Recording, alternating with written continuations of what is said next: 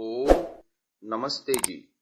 16वीं श्रव्य कणिका सत्यार्थ प्रकाश स्वाध्याय एवं प्रवचन माला आप सभी धर्म प्रेमी सज्जन महानुभावों का मैं हार्दिक स्वागत करता हूं।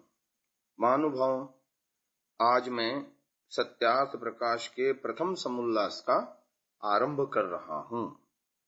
अथ प्रथम समुल्लासारंभः। अथेश्वर नामानि।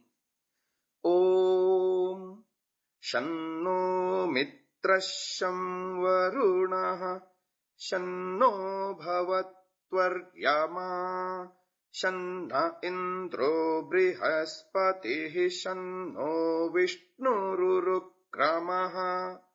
नमो ब्रह्मणे नमस्ते वायो त्वमेव प्रत्यक्षं ब्रह्मासि त्वमेव प्रत्यक्षं ब्रह्म वदिष्यामि ऋतं वदिष्यामि सत्यं वदिष्यामि तन्मामवतु तद्वक्तारमवतु अवतु मामवतु वक्तारम्। ओम शांति शांति शांति। ओम की संक्षिप्त व्याख्या। अर्थ। ओम, यह ओंकार शब्द परमेश्वर का सर्वोत्तम नाम है, क्योंकि इसमें जो अ, उ और म तीन अक्षर मिलकर एक ओम समुदाय हुआ है। इस एक नाम से ही परमेश्वर के बहुत नाम आ जाते हैं, जैसे अकार से विराट, अग्नि और विश्व आदि, उकार से हिरण्यगर्भ, वायु और तेजस आदि, मकार से ईश्वर, आदित्य और प्राज्ञादि नामों का वाचक और ग्राहक है। उसका ऐसा ही वेदादि सत्य शास्त्रों में स्पष्ट व्याख्यान किया है कि प्रकरणानुकूल ये सब नाम परमेश्वर के ही हैं। महानुभाव, पहला समुल्लास महर्षि दयानंद जी सरस्वती ईश्वर विषयक दे रहे हैं। इसमें ईश्वर के नामों की व्याख्या दी गई है। एक तरह से ग्रंथ का मंगलाचरण कहिए। अथ अथवा ओंकार, ओम शब्द के प्रयोग को मांगलिक माना जाना भारतीय साहित्य में परंपरा से चला आ रहा है। दर्शन शास्त्रों के प्रारंभिक सूत्रों तथा अन्य सूत्र ग्रंथों के आदि में मांगलिक प्रयोग की प्रवृत्ति तथा मंगलाचरण भावना स्पष्ट उपलब्ध मिलता है। ग्रंथ के प्रारंभ करने में नाम निर्देश में अथ शब्द का प्रयोग व्यापक रूप से भारतीय साहित्य में हम देखते हैं। यद्यपि अथ पद का अर्थ प्रारंभ करना माना जाता है, पर प्राचीन परंपरा उच्चारण मात्र से इसे मांगलिक मानती आई है। अज्ञात काल से गुरु शिष्य परंपरा द्वारा एक श्लोक चला आता है। ओंकारश्चाथ शब्दश्च द्वावैतो ब्रह्मणः पुरा कंठं भित्वा विनिर्यातौ तस्मान् मांगलिका उभौ। ग्रंथ को प्रारंभ करते हुए ग्रंथकार ने प्राचीन परंपरागत शैली का अनुसरण किया है। ऋग्वेदादि भाष्य भूमिका के प्रारंभ में भी सहनावतु इत्यादि पाठ भी इसी परंपरा का द्योतक है। मंगलाचरण की प्रथा मध्यकालिक आचार्यों से चली है। ग्रंथकार इससे सहमत नहीं है। उन्हें मंगलाचरण की परम पौराणिक व तांत्रिक प्रथा अमान्य है। प्राचीन वैदिक प्रथा ये नहीं है, इसलिए पौराणिक परंपरा में मंगलाचरण के शब्दों के उल्लेख मात्र को विघ्न बाधाओं का नाशक माना जाता है, जबकि वैदिक मान्यता अनुसार किसी कार्य की निर्बाध संपन्नता अथवा किसी ग्रंथ की संपूर्णता व्यक्ति के उस विषयक ज्ञान, धैर्य, अध्यावसाय तथा निरंतर परिश्रम पर निर्भर करता है। किसी भी कार्य में अनेक प्रकार की विघ्न बाधाएं संभव हैं। ऐसी बाधाओं के प्रतिकार भी भिन्न भिन्न ही होते हैं। मंगलाचरण के शब्दों के उल्लेख मात्र से उनका प्रतिकार संभव नहीं है। इसलिए मंगलाचरण की वास्तविकता को समझकर ही उसकी उपादेयता पर ध्यान देना उपयुक्त होगा। अब ओम, यहां ओम मंत्र का अवयव नहीं है। प्रारंभ में प्लुत ओंकार के उच्चारण का शास्त्रों में विधान होने से यहां प्लुत ओंकार मंत्र के आरंभ में पड़ा है। ओम अभ्याधाने ये अष्टाध्यायी का पाणिनि जी का सूत्र है। 8वें अध्याय के दूसरे पाद का 87वां सूत्र है। मंत्रों का उच्चारण करते समय उनके प्रारंभ में ओम पद का उच्चारण परंपरा से चला आ रहा है। कार्यारंभ के अवसर पर भगवन नाम स्मरण सर्वसम्मत मंगलाचरण है। वेद इस बात का आदेश देता है कि कार्य के आरंभ में परमेश्वर के नाम का स्मरण अवश्य करना चाहिए।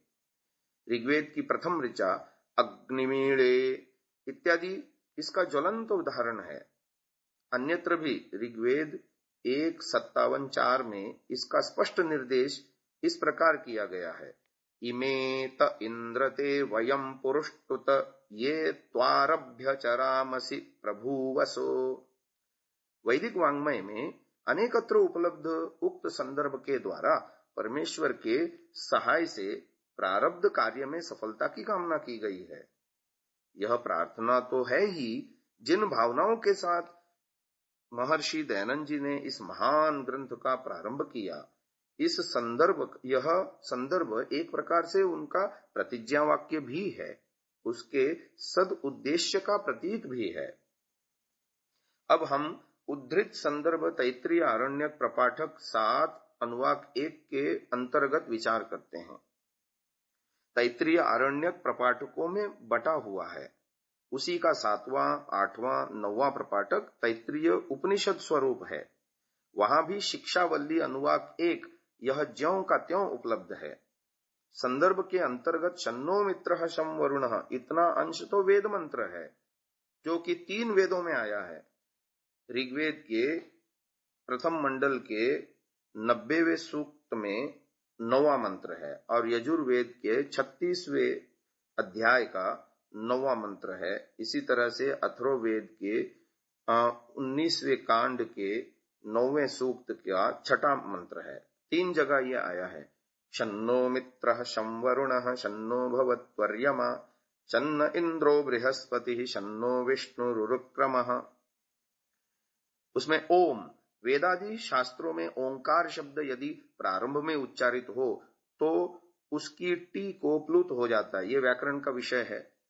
ऐसा वेदादि का नियम है और उसके द्योतन के लिए ओम इस प्रकार लिखा जाता है।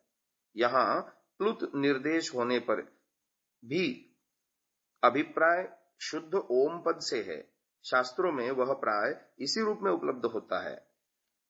तद्यथा ओम क्रतो स्मर क्लिबे स्मर कृतं स्मर यजुर्वेद 40:15। ओम खं ब्रह्म यजुर्वेद 40:17। ओमासश्चर्षणि धृतो विश्वे देवास अगत दाश्वांसो दाशुषाः सुतम् ऋग्वेद 1:3-7।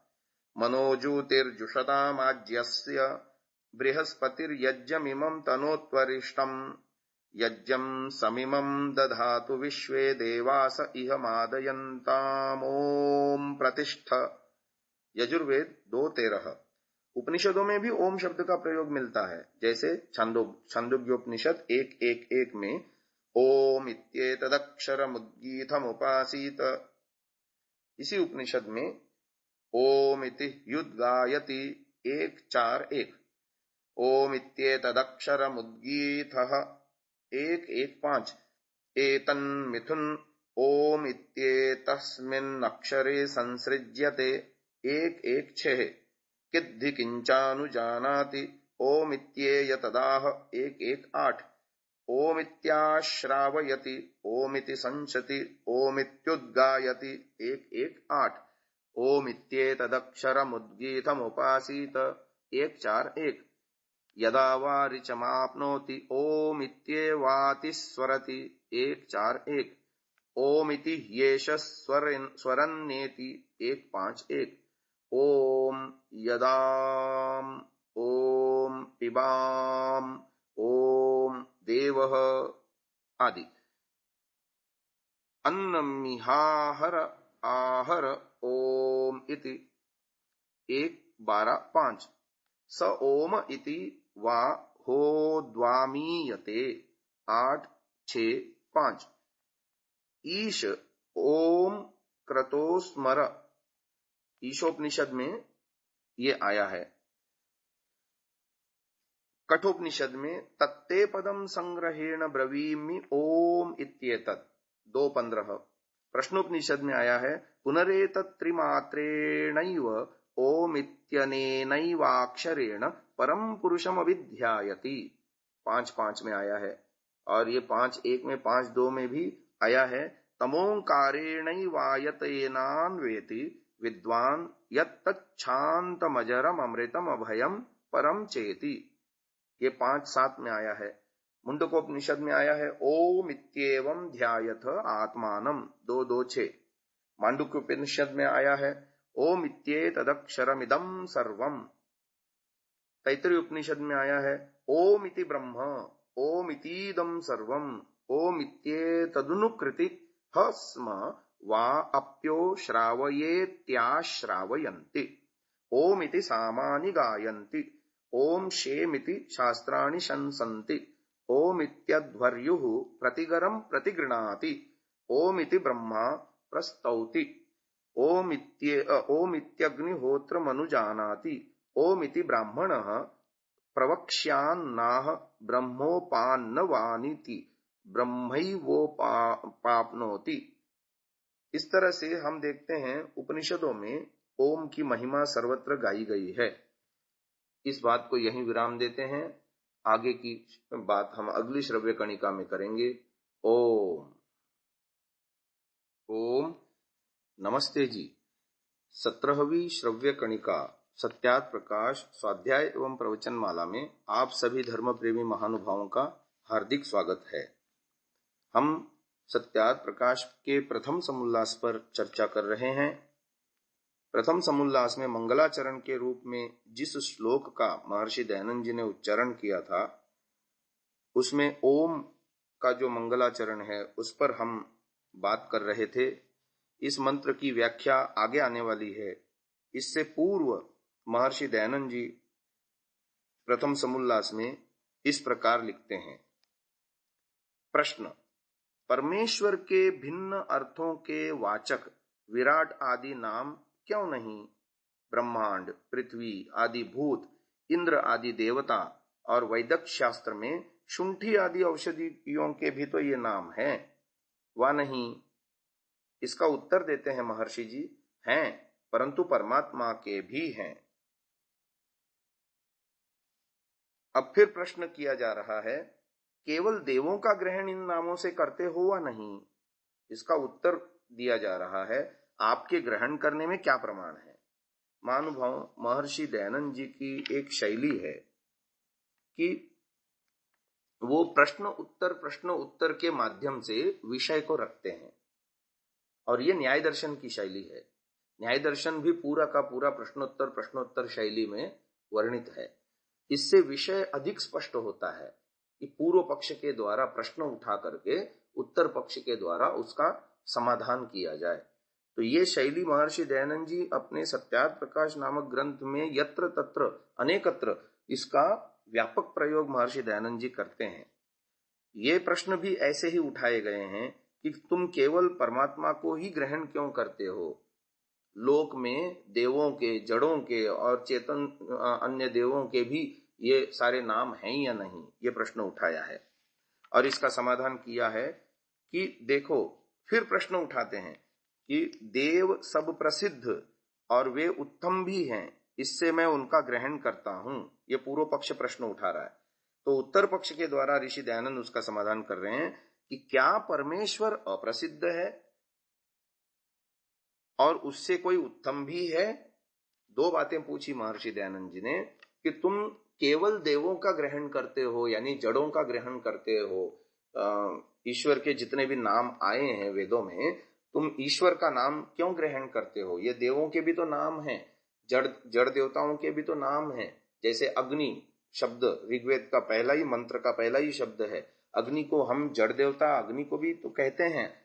ये ईश्वर का ही क्यों ग्रहण करते हो? तो उसके उत्तर में वो कहते हैं कि क्या परमेश्वर अप्रसिद्ध है?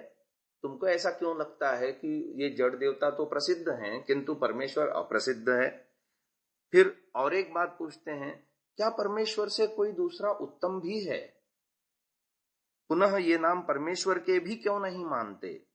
जब परमेश्वर अप्रसिद्ध नहीं तथा उसके तुल्य भी दूसरा कोई नहीं, तो उससे उत्तम कोई क्यों कर हो सकेगा? इससे पूर्व पक्षी का यह कहना सत्य नहीं है, क्योंकि आपके इस कहने से बहुत से दोष भी आ जाते हैं, जैसे उपस्थितम परित्यज्यान उपस्थितम याचत इति बाधित न्यायः।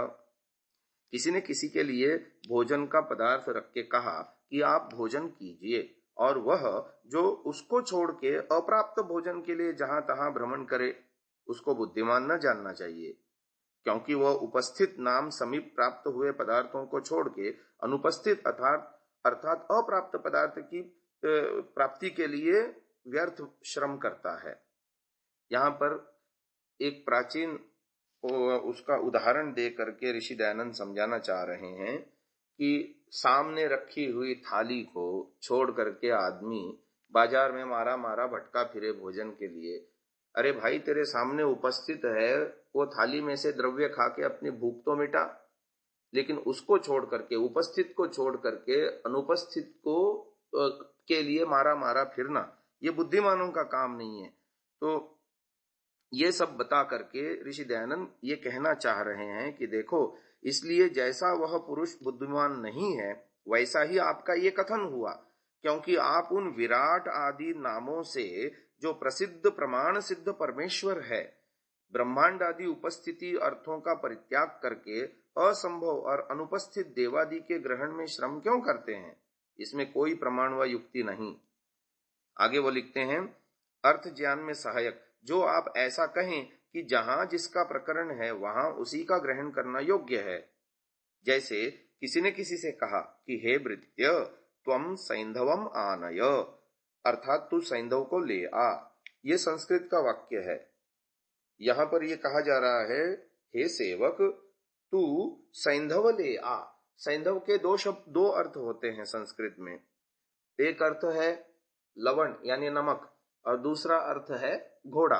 कितना रोचक उदाहरण दे रहे हैं ऋषि दयानंद कि वो लिखते हैं, तब उस समय उस सेवक को प्रकरण का विचार करना अवश्य है, क्योंकि सैंधव नाम दो पदार्थों का है, एक घोड़े और दूसरे लवण का। जो स्वस्वामी का गमन समय हो, यानी मालिक कहीं घर से बाहर निकल के जा रहा हो, तो घोड़े को लाना चाहिए, और यदि मालिक भोजन करने बैठे हैं तो लवण को ले आना उचित है। और जो गमन समय में नमक को ले आए और भोजन करने मालिक बैठा है तो घोड़े को ले आवे, तो उसका स्वामी उस सेवक पर क्रुद्ध होगा, गुस्सा करेगा कि तू निर्बुद्धि पुरुष है, मेरे जाने का समय है और तू मुझे नमक ला के दे रहा है, और मेरे भोजन का काल है और तू घोड़े को ला के दे रहा है। तेरा क्या प्रयोजन है? तू प्रकरणविद नहीं है, यानी प्रसंग को तू जानने वाला नहीं है। नहीं तो जिस समय जो चीज चाहिए थी वो चीज तू लाता। जो तुझको प्रकरण का विचार करना आवश्यक था वो तूने नहीं किया, इसी से तू मूर्ख प्रतीत होता है। मेरे पास से चला जा। इससे क्या सिद्ध हुआ कि जहां जिसका ग्रहण करना उचित हो वहीं उसी का ग्रहण करना चाहिए। तो ऐसा ही तो हम भी कह रहे हैं, और सब लोगों को मानना और करना भी चाहिए। यानी इस उदाहरण को दे करके महर्षि दयानंद जी पूर्व पक्षी के द्वारा प्रश्न उठा करके ये समाधान कर रहे हैं कि जहां जहां ईश्वर का ग्रहण करना होगा शास्त्र में, वहां वहां हम उन नामों से, उन शब्दों से ईश्वर का ग्रहण कर लेंगे। जैसे ऋग्वेद के प्रथम शब्द में अग्निमीळे पुरोहितम, इस मंत्र के प्रथम शब्द में अग्नि शब्द से हम ईश्वर का ग्रहण कर लेंगे, और जहां जहां भौतिक अग्नि की बात आएगी वहां वहां अग्नि शब्द से हम भौतिक अग्नि का ग्रहण कर लेंगे। ऐसे ही अन्यत्र सब जगह समझना चाहिए। महानुभाव, आगे कुछ मंत्रों के अंश प्रथम समुल्लास में ऋषि दयानंद दे रहे हैं। यजुर्वेद के 40वें अध्याय के 17वें मंत्र का अंश दे रहे हैं। ओम खम ब्रह्म। फिर लिखते हैं, देखिए वेदों में ऐसे ऐसे प्रकरणों में ओम आदि परमेश्वर के नाम हैं। गत श्रव्य कणिका में मैंने उसके कई उदाहरण दिए, वेद और उपनिषद आदि शास्त्रों के। आगे वो छांदोग्य उपनिषद का प्रमाण लिखते हैं, ओम इत्येतदक्षरमुद्गीतमुपासीत। फिर मांडुक्य उपनिषद का प्रमाण देते हैं, ओम इत्येतदक्षरमिदं सर्वं तस्योपव्याख्यानम्। फिर आगे कठोपनिषद के द्वितीय वल्ली के 15वें मंत्र का उदाहरण देते हैं, सर्वे वेदा यत्पदमामनन्ति तपांसि च सर्वाणि यद्वदन्ति यदिच्छन्तो ब्रह्मचर्यं चरन्ति तत्ते पदं संग्रहेण ब्रवीम्योमित्येतत्। फिर मनुस्मृति के 12वें अध्याय के 122 से 123वें श्लोक का उदाहरण दे रहे हैं, प्रशासितारं सर्वेषामणियां समणोरपि रुक्माभं स्वप्नधिगम्यं विद्यात्तं पुरुषं परम् एतमग्निं वदन्त्येके मनुमन्ये प्रजापतिम् इंद्रमेके परे प्राणमपरे ब्रह्म शाश्वतम्। और फिर कैवल्य उपनिषद का उदाहरण दे रहे हैं, स ब्रह्मा स विष्णु स रुद्र स शिव सोक्षर स परमः स्वराट स इंद्र स कालाग्नि स चंद्रमा। महानुभाव, इन सबकी विस्तृत व्याख्या भी ऋषि दयानंद ने दी हुई है। ओम एक ऋग्वेद का मंत्र का अन्य उदाहरण दे रहे हैं, ओम इंद्रम मित्रम वरुणमग्निमाहुरतो दिव्यः स सुपर्णो गरुत्मान् एकं सद्विप्रा बहुधा वदन्त्यग्निं यमं मातरिश्वानमाहुः। इसके अलावा और भी प्रमाण दे रहे हैं यजुर्वेद का, ओम भूरसि भूमिरस्यादिति रसि विश्वधाया विश्वस्य भुवनस्य धर्त्री पृथिवीं यच्छ पृथिवीदृङ्ह पृथिवीं माहिंसीः। फिर सामवेद का एक मंत्र दे रहे हैं, ओम इंद्रो महना रोदसी पप्रथच्छ व इंद्रः सूर्यमरोचयत् इंद्रोह विश्वा भुवनानि येमिर इंद्रे स्वानास इंदवः। फिर अंतिम एक मंत्र और दे रहे हैं अथर्ववेद का, प्राणाय नमो यस्य सर्वमिदं वशे यो भूतः सर्वस्येश्वरो यस्मिन् सर्वं प्रतिष्ठितम्। इन मंत्रों की व्याख्या हम अगले श्रव्य कणिका में जो ऋषि दयानंद ने दिया है वो हम करेंगे। अभी के लिए इतना ही। ओम ओम नमस्ते जी। 18वीं श्रव्य कणिका सत्यार्थ प्रकाश स्वाध्याय एवं प्रवचन माला। आप सभी धर्म प्रेमी महानुभावों का हृदय पूर्वक स्वागत है।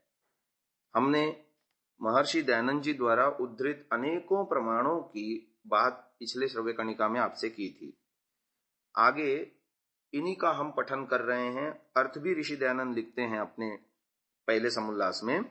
अर्थ, यहाँ इन प्रमाणों के लिखने का तात्पर्य वही है कि जो ऐसे ऐसे प्रमाणों में ओंकार आदि नामों से परमात्मा का ग्रहण होता है वह लिख आए, तथा परमेश्वर का कोई भी नाम अनर्थक नहीं है। जैसे लोक में दरिद्री आदि के धनपति आदि नाम होते हैं, अर्थात जो आदमी गरीब है उसका धनपति नाम होना निरर्थक है। ऐसे इससे सिद्ध हुआ कि कहीं गौणिक, कहीं कार्मिक और कहीं स्वाभाविक अर्थों के वाचक हैं। गौणिक का मतलब गुण निमित्तक, कार्मिक का मतलब कर्म निमित्तक और स्वाभाविक का मतलब स्वभाव निमित्तक। ईश्वर में अनंत गुण हैं, कर्म हैं, स्वभाव हैं। तो ईश्वर के ये नाम भी बिना मतलब के नहीं है, बिना निरर्थक नहीं है। सभी नाम सार्थक हैं, कहीं कर्म से संबंधित हैं, कहीं गुण से संबंधित हैं या कहीं ईश्वर के स्वभाव से संबंधित हैं, ऐसा जानना चाहिए। फिर आगे लिखते हैं, अवतीत्योम आकाशमिव व्यापकत्वात् खम सर्वेभ्यो बृहत्वात् ब्रह्म। इसका संक्षेप में अर्थ करते हैं, रक्षा करने से ओम। ये ओम शब्द जो है अव धातु से बना है। और उसमें अव धातु के कई सारे अर्थ व्याकरण के धातु पाठ नामक पुस्तक में पाणिनि जी ने दिए हैं। उसमें से मुख्य अर्थ लेकर के उसमें रक्षण अर्थ भी एक है। रक्षा अर्थ लेकर के ईश्वर का ओम नाम का मुख्य अर्थ है कि ईश्वर रक्षा करने वाला है। फिर खम शब्द का विषय में लिखते हैं आकाशवत व्यापक होने से खम और सबसे बड़ा होने से ब्रह्म ईश्वर का नाम है।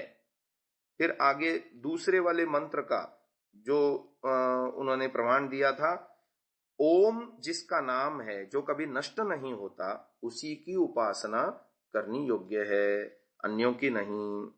फिर अन्य मंत्र की व्याख्या में लिखते हैं सब वेदादि शास्त्रों में परमेश्वर का प्रधान और निज नाम ओम को कहा है, अन्य सब गौणिक नाम हैं।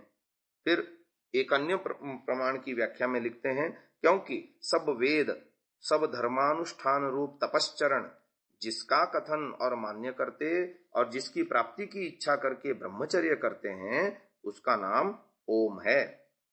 फिर अगले मंत्र की व्याख्या में वो लिखते हैं जो सबको शिक्षा देने हारा सूक्ष्म से सूक्ष्म स्वप्रकाश स्वरूप समाधिस्थ बुद्धि से जानने हारा जानने योग्य है उसको परम पुरुष जानना चाहिए। आगे छठे मंत्र की व्याख्या में लिखते हैं और स्वप्रकाश होने से ईश्वर का नाम अग्नि, विज्ञान स्वरूप होने से ईश्वर को मनु, सबका पालन करने से ईश्वर प्रजापति और परम ऐश्वर्यवान होने से इंद्र, सबका जीवन मूल होने से ईश्वर का नाम प्राण और निरंतर व्यापक होने से परमेश्वर का नाम ब्रह्म। यहां निरंतर से तात्पर्य है बिना व्यवधान के अंदर बाहर सर्वत्र व्यापक अर्थात सबसे बड़ा। इस अर्थ वाला ब्रह्म शब्द बृह ब्रीहि वृद्धौ धातु पाठ में जो है भुआदिगण में 488 वे धातु से बना हुआ है। अब हम आगे चलते हैं। ऋषि दयानंद ने स ब्रह्मा स विष्णु वाले प्रमाण की व्याख्या करते हुए लिखा है सब जगत के बनाने से ब्रह्मा, सर्वत्र व्यापक होने से विष्णु, दुष्टों को दंड दे के रुलाने से ईश्वर का नाम रुद्र, मंगलमय और सबका कल्याण करता होने से ईश्वर शिव। यह सर्वम अश्नुते न क्षरति न विनश्यति तद अक्षरम, जो सबका ग्रहण करने वाला और जिसका कभी नाश नहीं होता उसका नाम अक्षर। यह स्वयं राजते स स्वराट, जो स्वयं प्रकाशित है वह स्वराट। योग्निरिव कालः कलयिता प्रलयकर्ता स कालाग्निरीश्वरः। इसकी व्याख्या भी लिखते हैं ऋषि दयानंद कि अक्षर जो सर्वत्र व्याप्त अविनाशी है। फिर स्वराट के विषय में लिखा स्वयं प्रकाश स्वरूप है और कालाग्नि के विषय में लिखा कि प्रलय में जो अग्नि के समान सबका काल और काल का भी काल है, इसलिए परमेश्वर का नाम कालाग्नि है। फिर आगे एक जो मंत्र दिया था इंद्रम मित्रम वरुणम अग्निम आदि, उस मंत्र की व्याख्या में लिखते हैं जो एक अद्वितीय सत्य ब्रह्म वस्तु है उसके इंद्रादि सब नाम हैं। द्योषु शुद्धेषु पदार्थेषु भवो दिव्यः शोभनानि पर्णानि पालनानि पूर्णानि कर्माणि वा यस्य स सुपर्णः यो गुरुवात्मा स गरुत्मान यो मातरिश्वा वायुरिव बलवान स मातरिश्वा। यहाँ पर दिव्य जो प्रकृति आदि दिव्य पदार्थों में व्याप्त है इसलिए ईश्वर का नाम दिव्य। फिर सुपर्ण जिसके उत्तम पालन और पूर्ण कर्म हैं इसलिए ईश्वर का नाम सुपर्ण। फिर गरुत्मान जिसका आत्मा अर्थात स्वरूप महान है इसलिए ईश्वर का नाम गरुत्मान। फिर मातरिश्वा जो वायु के समान अत्यंत बलवान है इसलिए परमात्मा के दिव्य सुपर्ण गरुत्मान और मातरिश्वा आदि नाम हैं। शेष नामों का अर्थ आगे लिखेंगे। फिर एक मंत्र की व्याख्या में लिखते हैं भवन्ति भूतानि यस्याम सा भूमि, जिसमें सब भूत प्राणी होते हैं इसलिए ईश्वर का नाम भूमि है, इत्यादि नामों का अर्थ आगे लिखेंगे। फिर एक मंत्र का अर्थ लिखते हैं इस मंत्र में इंद्र परमेश्वर का ही नाम है इसलिए यह प्रमाण लिखा। फिर आगे लिखते हैं इस प्राण नाम के विषय में जैसे प्राण के वश में सब शरीर और इंद्रियां होती हैं वैसे ही परमेश्वर के वश में सारा जगत रहता है। इसी से परमेश्वर का नाम प्राण है। इत्यादि प्रमाणों के ठीक ठीक अर्थों के जानने से इन नामों को करके परमेश्वर ही का ग्रहण होता है। ये बात बताना चाह रहे हैं मुख्य रूप से, क्योंकि ओम और अग्नि आदि नामों के मुख्य अर्थ से परमेश्वर ही का ग्रहण होता है। जैसा कि व्याकरण, निरुक्त, ब्राह्मण, सूत्र आदि ऋषि मुनियों के व्याख्यानों से परमेश्वर का ग्रहण देखने में आता है, वैसा ही ग्रहण करना सभी को योग्य है। अब आगे वो अन्य देवताओं के नामों के विषय में भी लिखते हैं, परंतु ओम यह तो केवल ही परमेश्वर का नाम है। अन्य शब्द अग्नि, पृथ्वी, वरुण आदि नाम अन्य ग्रहों, उपग्रहों आदि भूत, पंचमहाभूत आदि के भी नाम हम ले सकते हैं, परंतु ओम शब्द की जहां जहां बात आएगी वहां वहां केवल और केवल ईश्वर का ही ग्रहण होगा। फिर वो आगे लिखते हैं, और अग्नि आदि नामों से परमेश्वर के ग्रहण में प्रकरण और विशेषण नियम कारक हैं। यानी जहां प्रकरण भौतिक वस्तुओं का होगा वहां जड़ पदार्थों का भी ग्रहण कर लेंगे, और जहां प्रकरण और विशेषण से चेतन का यानी परमात्मा का तात्पर्य होगा वहां पर हम परमात्मा का नाम ग्रहण कर लेंगे।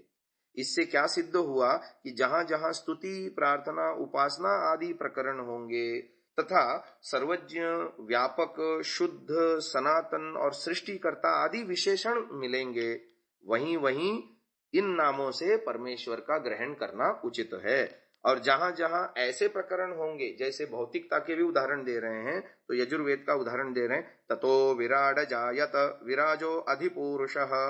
फिर एक और प्रमाण दे रहे हैं यजुर्वेद का, श्रोत्राद वायुश्च प्राणश्च मुखाद अग्निरजायत। ये यजुर्वेद के 31वें अध्याय के 2 मंत्रों का प्रमाण दिया। फिर आगे यजुर्वेद के ही 31 अध्याय का प्रमाण दे रहे हैं, तेन देवा अयजंत। फिर एक और प्रमाण दे रहे हैं, सुक्ति दे रहे हैं, पश्चात भूमि मथो पुरः।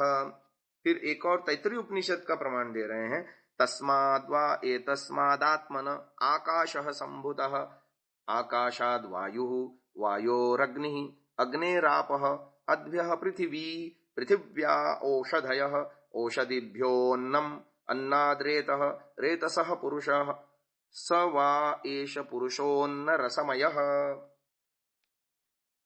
अब इतने सारे प्रमाण देकर के समझाना चाह रहे हैं कि ऐसे प्रमाणों में विराट पुरुष, देव, आकाश, वायु, अग्नि, जल, भूमि आदि नाम लौकिक पदार्थों के होते हैं, क्योंकि जहां जहां उत्पत्ति, स्थिति, प्रलय, अल्पज्ञ, जड़, दृश्य आदि विशेषण भी लिखे हों, वहीं वहीं परमेश्वर का ग्रहण नहीं होता, वहां वहां परमेश्वर का ग्रहण नहीं करना चाहिए।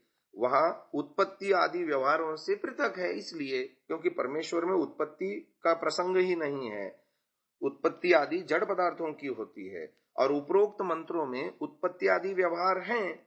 इसीलिए जहां विराट आदि नामों से परमात्मा का ग्रहण न करके संसारी पदार्थों का ग्रहण होगा, किंतु जहां जहां सर्वज्ञ आदि विशेषण हो वहीं वहीं परमात्मा का, और जहां जहां इच्छा, द्वेष, प्रयत्न, सुख, दुख और अल्पज्ञता आदि विशेषण हो, ये न्याय दर्शन का सूत्र है जीव के लक्षण में, कि जीव के ये 6 लक्षण होते हैं, इच्छा, द्वेष, प्रयत्न, सुख, दुख, ज्ञान। वहां ज्ञान से अल्पज्ञता लेना चाहिए, तो इसलिए ऋषि दयानंद ने यहाँ अल्पज्ञता लिखा कि ये विशेषण जहां पर ग्रहण हो वहां वहां जीव का ग्रहण हो जाएगा, ऐसा सर्वत्र समझना चाहिए, क्योंकि परमेश्वर का जन्म मरण कभी नहीं होता। इसलिए विराट आदि नाम और जन्मादि विशेषणों से जगत के जड़ और जीवादि पदार्थों का ग्रहण करना उचित है, वहां परमेश्वर का ग्रहण नहीं किया जाएगा।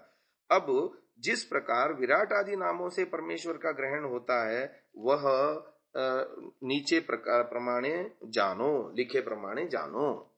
इससे आगे परमेश्वर के 100 नामों की व्याख्या शुरू होती है।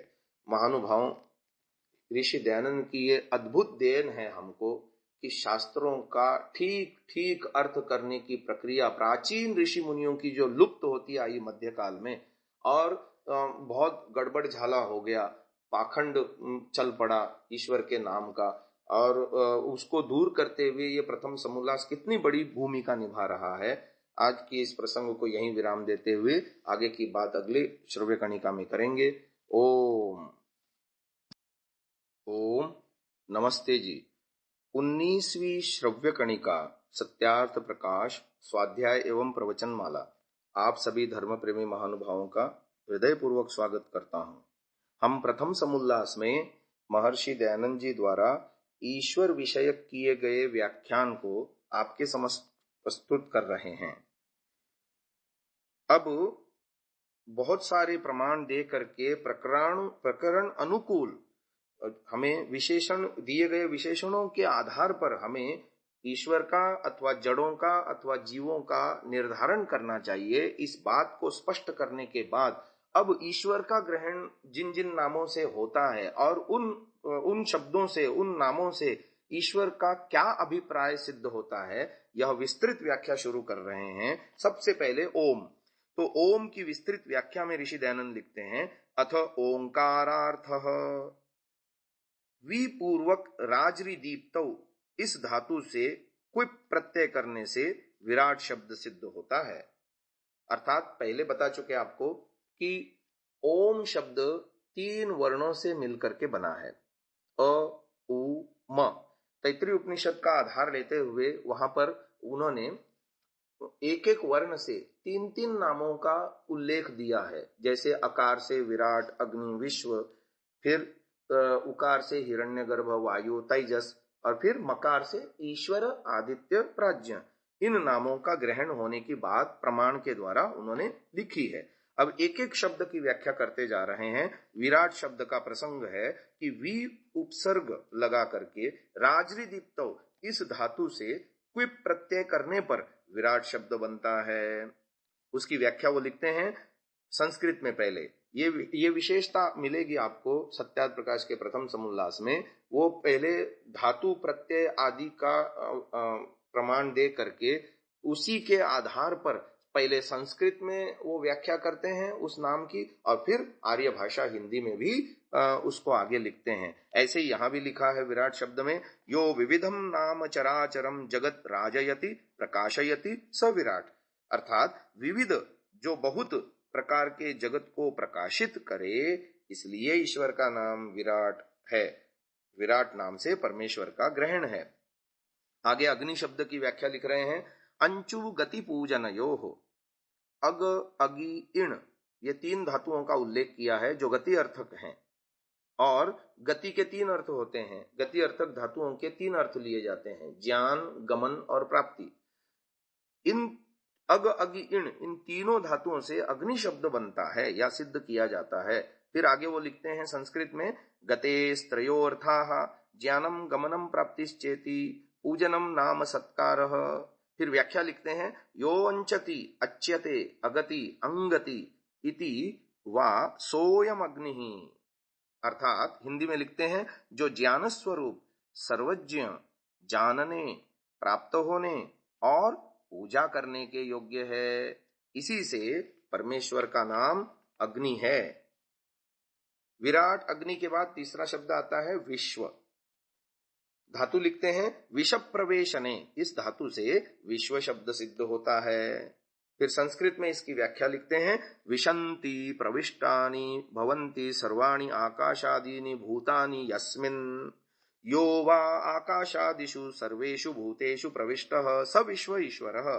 फिर आर्य भाषा में इसका अर्थ लिखा है, जिसमें आकाश आदि यानी पंच महाभूत हैं, जो पृथ्वी जल अग्नि वायु आकाश, आकाश आदि सब भूत प्रवेश कर रहे हैं, यानी जिस ईश्वर में ये सारे भूत प्रवेश कर रहे हैं, अथवा जो इन आकाश आदि भूतों में व्याप्त होकर के प्रविष्ट हो रहा है, दोनों ही तरह से इसकी व्याख्या लिखी है। इसलिए उस परमेश्वर का नाम विश्व है।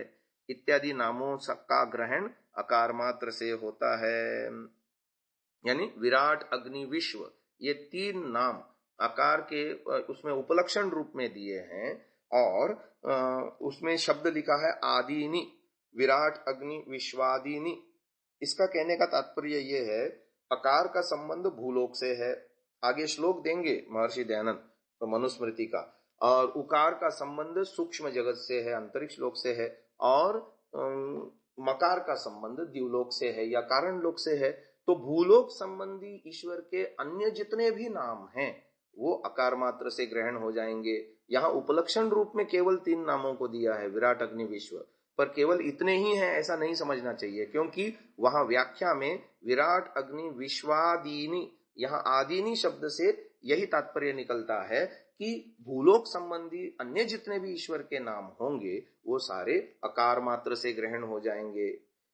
एक प्रसिद्ध उक्ति है कि ओंकार नामक, और ऋषि दयानंद ने भी लिखा है सत्यार्थ प्रकाश में, कि ओंकार शब्द जो है, प्रणव शब्द जो है, उसमें ईश्वर के अन्य सारे नाम ग्रहण होते हैं, ओंकार में समाते हैं। तो किस तरह से समाते हैं? इसी तरह से समाते हैं कि अकार से भूलोक संबंधी ईश्वर के सारे नामों का ग्रहण हो जाता है, उकार से अंतरिक्ष लोक या सूक्ष्म जगत संबंधी ईश्वर के जो जो नाम है वो सारे ग्रहण होते हैं। उपलक्षण रूप में व्याख्या में हिरण्यगर्भ, वायु, तेजस के रूप में दिया है 3 नाम, और आदिनी लिख करके ये स्पष्ट कर दिया कि अन्य भी नाम ग्रहण हो जाएंगे। ऐसे ही मकार शब्द से उपलक्षण रूप में ईश्वर, आदित्य, प्राज्ञ, इन 3 नामों की व्याख्या करके बता करके अन्य कारण जगत संबंधी या द्युलोक संबंधी ईश्वर के जो जो नाम हैं वो सारे नाम मकार से ग्रहण हो जाएंगे। इस प्रकार ओंकार में ईश्वर के अन्य सारे नामों का भी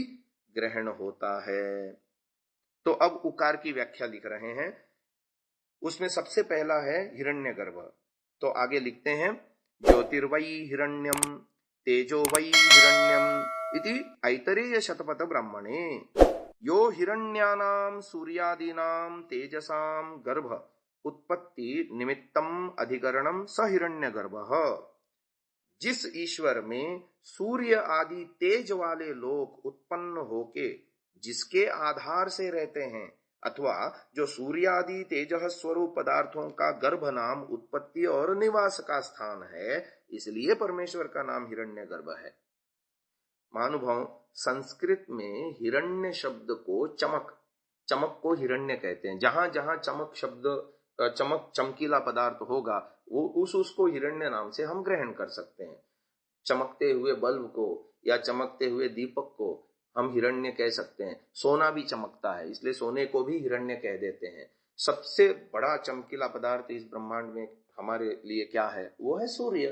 तो क्योंकि सूर्य में प्रचंड अग्नि है तो उस अग्नि की चमक भी प्रचंड है, तो एक साथ आधे धरती को प्रकाशित किए रखता है। उस सूर्य का नाम भी हिरण्य है, हिरण्य कह देते हैं। तो ऐसे बड़े बड़े सूर्यादि पदार्थों को गर्भ अपने अंदर उत्पन्न करके धारण करने वाला होने से ईश्वर का नाम हिरण्यगर्भ है।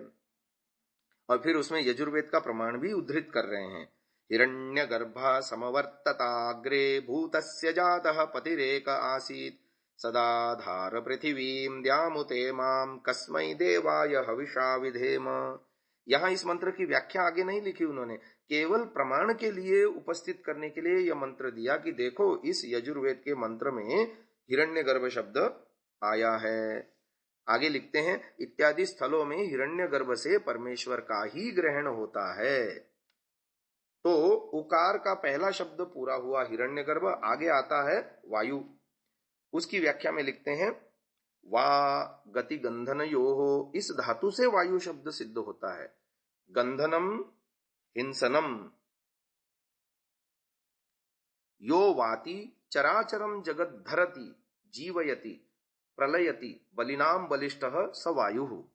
अर्थात जो चर अचर जगत को धारण करता है, उन चर अचर जगत के जीवन का कारण है और प्रलय करता है सारे सृष्टि का, तथा जो बलवानों में सबसे बलवान है, इसलिए उस ईश्वर का नाम वायु है।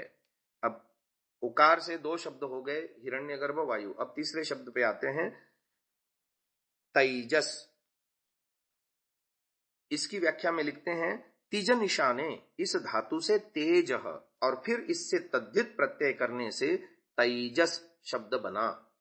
जो आप स्वयं प्रकाश स्वरूप है और सूर्य आदि तेजस्वी लोकों को प्रकाश करने वाला है, इससे उस ईश्वर का नाम तेजस है। इत्यादि नामार्थ उकार मात्र से ग्रहण होते हैं। यानी हिरण्यगर्भ, वायु, तेजस आदि नाम उकार मात्र से ग्रहण कर लिए और उसकी व्याख्या बता दी। अब मकार की व्याख्या करते हैं। ईश ऐश्वर्ये, इस धातु से ईश्वर शब्द सिद्ध है। यह ईष्टे सर्वैश्वर्यवान वर्तते स ईश्वरः, जिसका सत्य, विचारशील ज्ञान और अनंत ऐश्वर्य है, इसलिए ईश्वर का नाम ईश्वर है। फिर आगे आदित्य आता है। दो अवखंडने, इस धातु से नए अव्यय उपपद होने से अदिति तथा इससे तद्धित करने से आदित्य बना।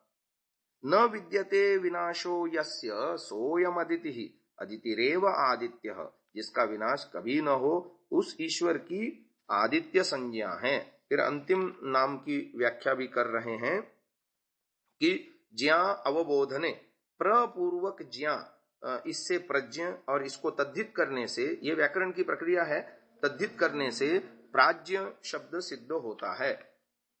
यह प्रकृष्टतया चर अचर से जगतो व्यवहारम जानाति सह प्रज्ञ, प्रज्ञ एव प्राज्ञ। व्याख्या करते हैं हिंदी में, जो निर्भ्रांत ज्ञान युक्त, यानी जिसको कभी भ्रांति नहीं होती, ऐसा ईश्वर है, तथा सब चराचर जगत के व्यवहारों को यथावत जानता है। यानी सृष्टि में कहीं भी कुछ भी हो रहा है, सर्वव्यापक होने से, सब जगह प्रेजेंट होने से, विद्यमान होने से सबको जानता है, इसलिए ईश्वर का नाम प्राज्ञ है। इत्यादि नामार्थ मकार मात्र से गृहित होते हैं। यानी तीनों नामों की व्याख्या कर दी, ईश्वर, आदित्य और प्राज्ञ। जैसे एक एक मात्रा से तीन तीन अर्थ यहाँ व्याख्यात किए, वैसे ही अन्य नामार्थ भी ओंकार से जाने जाते हैं। आज की बात को यहीं विराम देते हैं। आगे की बात अगले श्रव्य कणिका में करेंगे। ओम नमस्ते जी। 20वीं श्रव्य कणिका सत्यार्थ प्रकाश स्वाध्याय एवं प्रवचन माला। आप सभी धर्म प्रेमी महानुभावों का हार्दिक स्वागत है। महानुभाव, हम सत्यार्थ प्रकाश के प्रथम समोल्लास पर विचार कर रहे हैं। आज की शिक्षा पद्धति ऐसी है कि परंपरागत ईश्वर विषयक ज्ञान आज की शिक्षा पद्धति में व्यक्ति को नहीं मिलता। इसलिए आज का आधुनिक मानव, जो लॉर्ड मैकाले की शिक्षा पद्धति से गुजरकर पठित हुआ है, ईश्वर के विषय में बहुत कम जानता है, बहुत न्यून जानता है। क्योंकि जो परा विद्या के दर्शाने वाले हमारे वेद आदि, उपनिषद आदि और अन्य जितने ग्रंथ हैं, उसको पढ़ने का, सुनने का, जानने का आज के आधुनिक मानव को अवसर ही नहीं मिलता। और ऋषि दयानंद ने कितना बड़ा उपकार किया है सत्यार्थ प्रकाश के प्रथम समोल्लास में, 7वें समोल्लास में और 9वें समोल्लास में ईश्वर विषयक जानकारी भरपूर दी है। और अन्यत्र भी जहां जहां प्रसंग आया है, वहां वहां अन्य समोल्लासों में भी, और 11वें, 12वें, 13वें, 14वें समोल्लासों में भी अन्य मतांतरों की समीक्षा करते हुए सत्य सनातन वैदिक धर्म की मान्यताओं को ऋषि दयानंद ने पूरे के पूरे सत्यार्थ प्रकाश ग्रंथ में इतना बड़ा खजाना दिया है हमारे सामने। ईश्वर विषयक चिंतन के लिए इतनी प्रचुर सामग्री दी है महानुभावों कि जैसे लगता है पूरा का पूरा वैदिक साहित्य आलोडन करके ईश्वर विषयक सत्य सत्य सनातन मान्यताएं हमारे सामने रख दी हो। ये ऋषि दयानंद का बहुत बड़ा उपकार आधुनिक मानव जाति पर मैं मानता हूं। तो आगे चलते हैं। अन्य मंत्रों की, अन्य नामों की व्याख्या ऋषि दयानंद कर रहे हैं। जो शन्नो मित्रः शं वरुणः आदि मंत्र मंगलाचरण में लिया था ऋषि दयानंद ने, उस मंत्र में आए हुए ईश्वर वाचक नामों का व्याख्या करते हुए वो लिखते हैं कि इस मंत्र में मित्र आदि नाम हैं, वे भी परमेश्वर ही के हैं, क्योंकि स्तुति, प्रार्थना, उपासना श्रेष्ठ की ही की जाती है। श्रेष्ठ उसको कहते हैं जो गुण, कर्म, स्वभाव और सत्य सत्य व्यवहारों में सबसे अधिक हो। और ईश्वर गुण, कर्म, स्वभाव और सत्य सत्य व्यवहारों में सबसे अधिक है ही। उन सब श्रेष्ठों में भी जो अत्यंत श्रेष्ठ हैं, उसको परमेश्वर कहते हैं। जिसके तुल्य न कोई हुआ, न है, न होगा। जब तुल्य ही नहीं, तुल्य माने बराबर, जब तुल्य ही नहीं तो उससे अधिक क्यों कर कोई हो सकता है। यानी ईश्वर से बढ़कर और कोई नहीं हो सकता। जैसे परमेश्वर के सत्य, न्याय, दया, सर्वसामर्थ्य और सर्वज्ञत्वादि अनंत गुण हैं, वैसे अन्य किसी जड़ पदार्थ व जीव के नहीं हैं। जो पदार्थ सत्य है उसके गुणकर्म स्वभाव भी सत्य ही होते हैं। इसलिए मनुष्यों को योग्य है कि परमेश्वर ही की स्तुति, प्रार्थना और उपासना करें, उससे भिन्न की कभी न करें।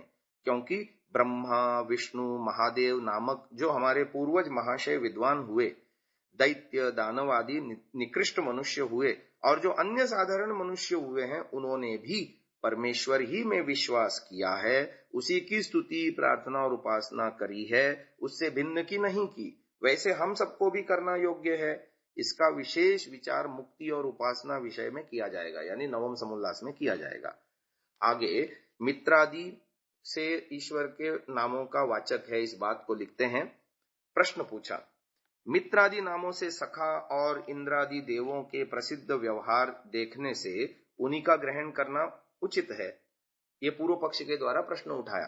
अब ऋषि दयानंद स्वयं उत्तर पक्ष के द्वारा, सिद्धांत पक्ष के द्वारा इसका उत्तर दे रहे हैं। यहां उनका ग्रहण करना योग्य नहीं, क्योंकि जो मनुष्य किसी का मित्र है वह अन्य का शत्रु भी तो होता है, अथवा कहीं कहीं उदासीन भी देखने में आता है। महानुभाव कितनी बढ़िया बात कही। देखो, तीन स्थितियां हैं। कोई या तो हमारा मित्र होगा, या हम किसी के मित्र होंगे, या कोई हमारे प्रति शत्रुता रखता होगा, या हम किसी के प्रति मन में द्वेष पाल करके शत्रुता रखते होंगे।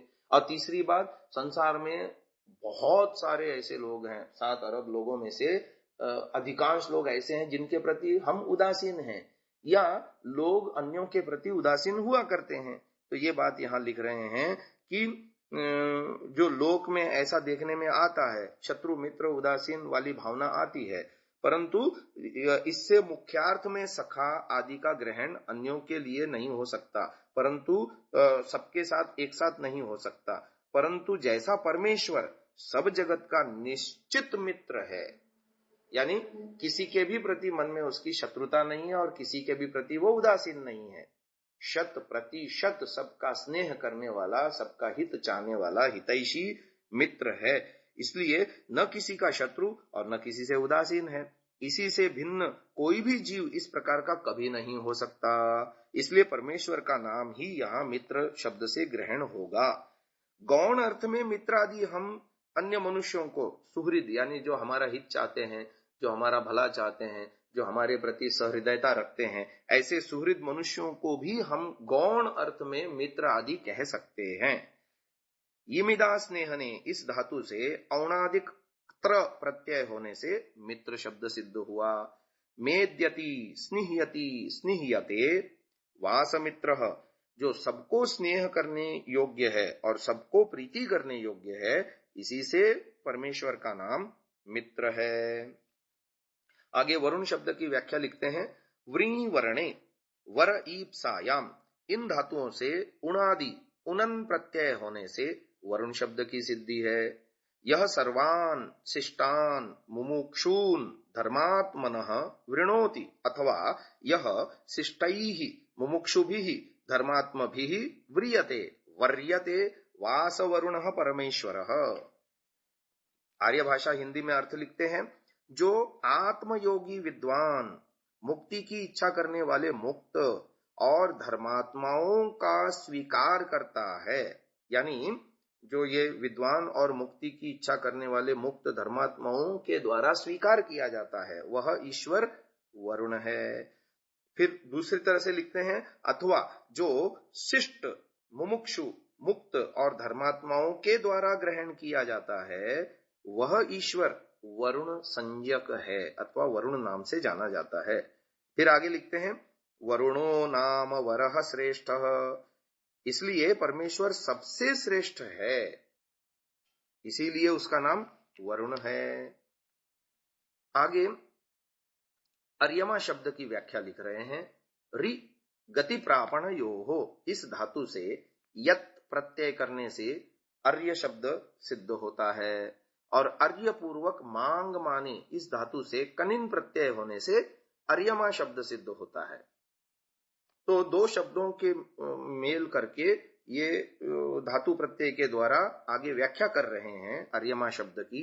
योर्यान स्वामिनः न्यायाधीशान मिमीते मान्यान करोति सोर्यमा, जो सत्य न्याय के करने हारे मनुष्यों का मान्य करता है और पाप तथा पुण्य करने वालों को पाप पुण्य के फलों का यथावत सत्य सत्य नियम करने वाला है, यानी न्यायकारी है।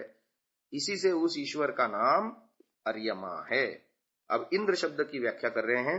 इदि परमैश्वर्ये, इस धातु से रन प्रत्यय करने से इंद्र शब्द बना।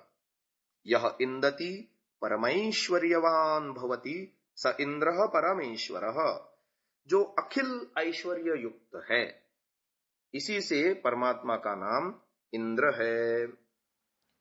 अब बृहस्पति शब्द की व्याख्या कर रहे हैं। बृहत शब्द पूर्वक पारक्षणे, इस धातु से डति प्रत्यय, बृहत के तकार का लोप और सुट आगम होने से बृहस्पति शब्द बना।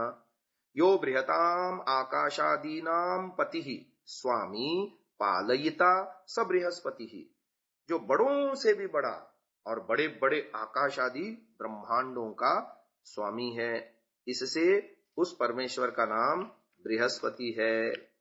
अब विष्णु शब्द की व्याख्या कर रहे हैं।